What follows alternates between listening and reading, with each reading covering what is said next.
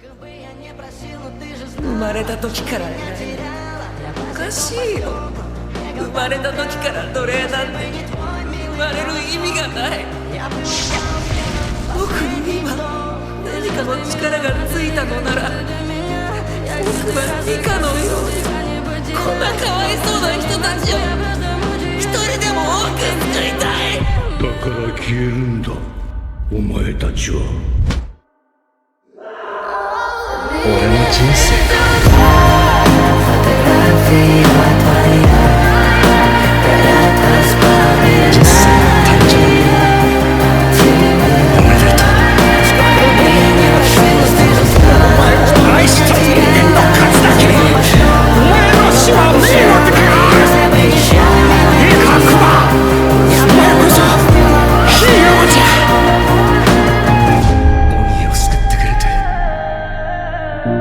ありがとう。